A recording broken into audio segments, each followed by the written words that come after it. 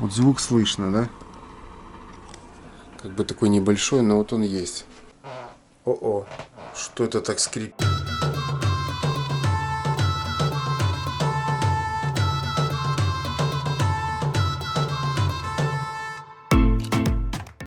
Так, всем привет, ребята. Постараюсь быть непредвзятым.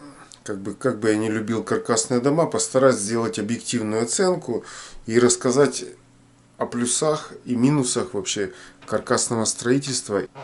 О-о, что это так скрипит?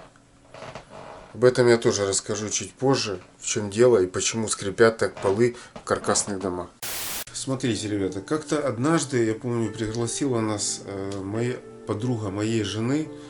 В общем, мы приехали в гости и остались у них с ночевкой. Живут они в новом доме, это панельный дом с панельными перекрытиями. Вот, и с утра я как-то был удивлен тем, что я услышал соседей. Я настолько их хорошо услышал. Они находились в квартире сверху. Они с утра там собирались в детский сад. Я так четко слышал, как родители их разбудили, как они не хотели вставать. Потом они пошли в ванную. Это все происходило с истериками, с криками. В общем, у меня такое ощущение, что я вместе с ними собирался в детский сад. Вот, и как бы такая ситуация происходит во многих домах, там панельные, не панельные, то есть неважно. Поэтому как бы как обстоят дела вот в каркасном доме, я вам сейчас вот постараюсь рассказать и как бы все перечислить плюсы, минусы и как бы те вещи, которые я заметил, проживая вот уже там больше там 3 лет в каркасном доме.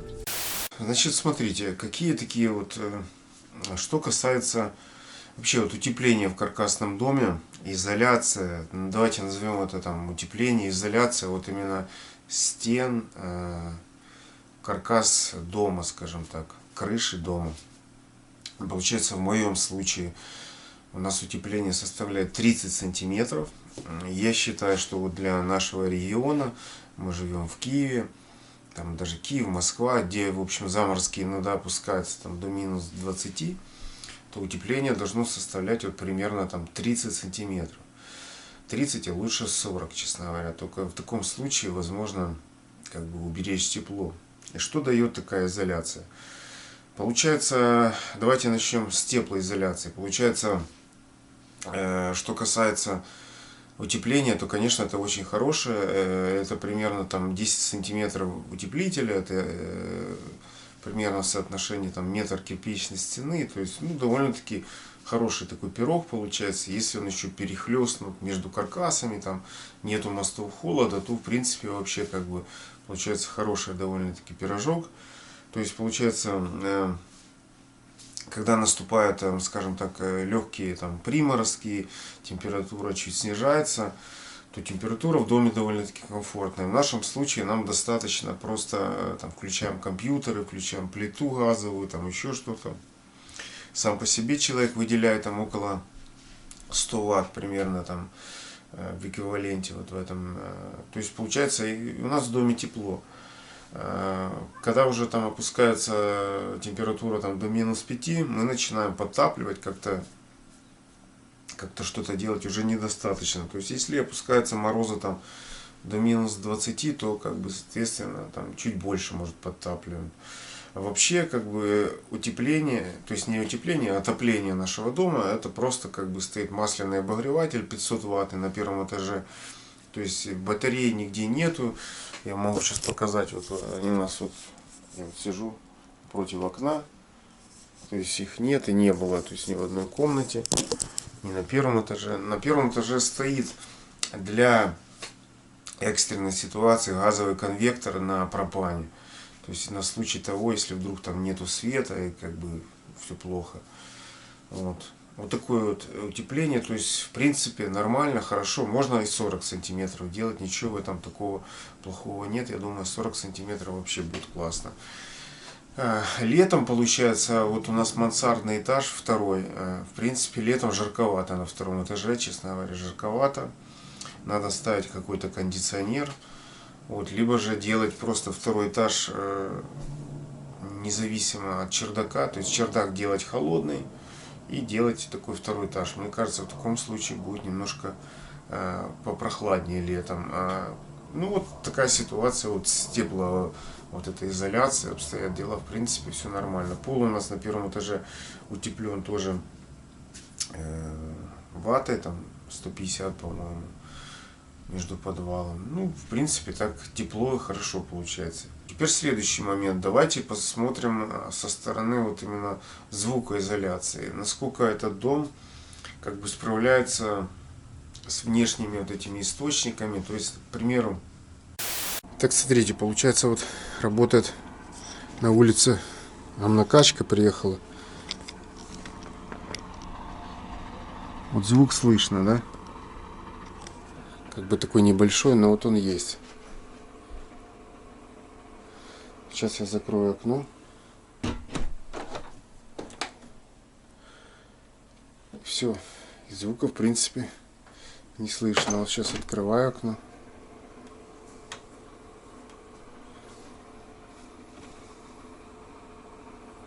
Сейчас слышно звук, да? Сейчас закрываю. То есть получается шумоизоляция такая неплохая. Если на улице там что-то происходит, какие-то работы, там приехала какая-то машина, грузовик, еще что-то, то в принципе звук как бы особо не слышно.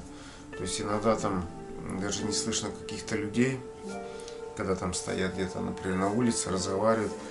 То есть шумоизоляция довольно-таки неплохая. И иногда даже слышно больше, вот когда чисто вибрации какие-то идут, вот проехала машина, и вот чувствуется, как такая вот даже она по земле проходит, эта вибрация, но вот именно через стены не слышно ничего. Вот я там вставил кусочек видео, где там подъезжала машина, откачивала яму выгребную. То есть и звук получается, когда закрываешь окно, то в принципе звука в доме особо не чувствуется, то есть нормально. То есть, в принципе, можно сказать, что стены справляются вот именно с шумами вот этими довольно-таки хорошо. Теперь вопрос по поводу шума вот перекрытия, межэтажные перекрытия. Это как бы вообще проблема такая основная от каркасных домов, насколько я вот вижу для себя. Потому что, как бы мы не пробовали вот в варианте вот своего дома, то есть у нас перекрытие без ваты, оно составляет 150 миллиметров лаги. Вот. Получается, пролеты мы разделили, что пролеты около там 3 метров, то есть пролеты небольшие. Но все равно вот эта батутность присутствует, очень слышно шаги, особенно когда дети прыгают, бегают, очень хорошо слышно. У нас получается дом сделан как бы на двоих, и очень слышно хорошо и соседи как бегают, и наши дети как бегают. Особенно когда ты находишься на первом этаже, то очень хорошо слышно. То есть если вы будете себе делать, скажем так, тоже перекрытие деревянное, то надо либо же дополнительно их как-то прокладывать между собой, чтобы каждая вот эта вот часть деревянная, она не ложилась на каркас просто голый, а что-то подкладывать, какие-то там изоляцию, чтобы это как-то немного гасило какие-то колебания. Вот поэтому как бы над этим нужно поработать. Либо же, если вам как бы все равно, то как бы там не обращать на это внимания. Если же не все равно, просто мы когда строились, то у нас вообще приоритет был как бы жилье по-быстрому сделать, и мы на это не обращали внимания. Сейчас уже спустя время, то есть я уже думаю, может надо было, конечно, как-то там поменять, потому что у нас получается, ну, грубо говоря, соседи наши, у них идет вибрация от ихнего пола, идет на наш дом. То есть получается, надо, чтобы каждый из этих каркасов, он был между собой как-то проклеен какой-то виброизоляцией. И тогда в этом случае как бы вы сможете немножко убрать вот это вот шумы, бухтение. Мы делали перекрытие 40 сантиметров, ну не себе, там другим людям. Заполняли их ватой, но все равно как бы полы бухтят, их слышно. То есть я бы сказал так, что я видел, еще делали там при Сталине 6-метровые, тоже там такие большие полы, такие массивные дома. тоже это бухтение есть, и как бы от него никуда не деться. Это есть, и кто бы там что не рассказывал, там фермы делать, не фермы. Это есть, и как бы от этого не уйти. То есть надо либо делать одноэтажный дом, либо же делать, скажем так, вот это вот. Но все равно, я думаю, даже если там виброизоляцию делать как-то это, все равно какие-то шумы будут. То есть единственный вариант, который, я думаю, такой самый разумный, это делать одноэтажный дом и первый этаж просто делать такой монолит, заливать, тогда как бы все будет вообще классно. И вот этой проблемы вообще не будет. Если же вы согласны с этим жить, то как бы вот этот вариант подходит. Потому что в каркаснике второй этаж сделать, ну, даже если делать там из металла, там все равно, мне кажется, это будет присутствовать, и от этого не. Потом смотрите, получается вот этот шум от лестницы, если лестница тоже она присоединена к каркасу дома, то эта вибрация тоже будет передаваться. Вот у нас тоже две лестницы, они находятся в дом, ну, в зеркальном отображении.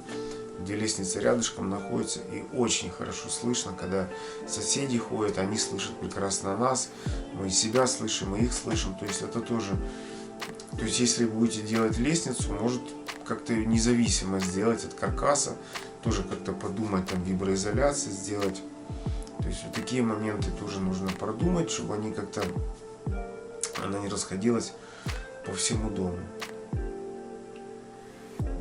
Потом вот этот вариант скрепления полов. Получается, я когда делал второй этаж, вот, вообще там рекомендуют оставлять зазор там между USB листами, там, ну там сколько-то оставлять. Но мне показалось на тот момент, что как-то слишком такая большая щель, что туда может там что-то проваливаться. И я сделал как бы щель немножко меньше, чем нужно. И получается, вот этот USB, он зависит от, скажем так, вот временных вот этих каких-то колебаний температурных, влажности. И этот USB постоянно он то расширяется, то сужается, в общем-то набухает. И иногда появляется вот такое вот скрипение полов. То есть это скрипение полов, это просто как бы USB крепится между собой, и из-за этого происходит скрип. Можно эти моменты делать, как делаются плавающие полы. То есть делается черновой пол с доски, и потом уже как бы на чистовую, то есть на черновую вот эту доску ложится, скажем так, это утеплитель там Минвата или какой-то там еще там утеплитель или шумовиброизоляция, и на нее уже ложится непосредственно вот этот USB доска, то есть USB плита, она не прикручивается к полу, и за счет того, что она идет первое, вот этот шум на USB передается, USB через вату, и как бы туда уже до вот этого чернового пола как бы вибрация немножко теряется, и как бы за счет этого, то есть называется плавающие полы. То есть этот пол самый верхний, он независим от чернового вот этого основного пола, между ними идет прокладка утеплителей, как бы вот так вот она должно работать. Мы тоже так хотели сделать, но потом, когда доходит уже до финальной стадии отделки, уже, понимаешь, что денег нету, времени нету на вот эти все игры, и как бы пришлось, мы просто прикрутили этот USB через там какую-то прокладочку к черновому полу. Ну, из-за того, что я оставил такие маленькие щели, вот так вот он поскрипывает. Ну, как бы, это тоже, если все предусмотреть, то будет все нормально. В общем, давайте подытожим. То есть получается так, что в любых домах, там панельных, не панельных, то есть везде присутствует вот это шум, вибрации. То есть если есть какие-то соседи у вас рядом живут, это слышно, как бы иногда больше, иногда меньше. Там, например, современные монолитные вот эти дома, у них вообще очень хорошо слышно, говорят. Каких-то кирпичных там меньше, там когда перекрытие железобетонное заводское, там тоже пустота есть, они как бы менее шумные, но тоже слышно, как бы в зависимости от того, кто там, кто-то делал там керамзитостяжку, там пенопласт, ложил, не ложил. Но вот что касается вот каркасных домов, вот я вам перечислил вот эти все варианты, которые есть. В принципе, есть и шумы, есть и поскрипывание, вот, есть еще какие-то моменты. Вот, есть и тепло бывает, и жарко бывает. То есть, как бы вот эти все вещи присутствуют. И как бы вы, если надумаете строить себе такой дом, то есть вы должны понимать, что вот такие есть плюсы, есть минусы. В принципе, как бы, ну, все равно, я считаю, с этим можно жить. Я иногда, когда где-то в квартирах у кого-то бываю, то есть я слышу реально, как соседи себя ведут, то я понимаю, что вот у нас в нашем доме, вот у нас вот эта стена, она с соседями граничит. То есть шумоизоляцию, то есть я вообще их практически не слышно. То есть, когда уже прям какие-то такие сильные шумы стоят, то можно еле-еле так услышать. Но вот вибро я слышу отлично. Вот. Ну, то есть, и так вот, если подытожить, получается, что наружные стены вообще хорошо справляются с вот этими посторонними шумами.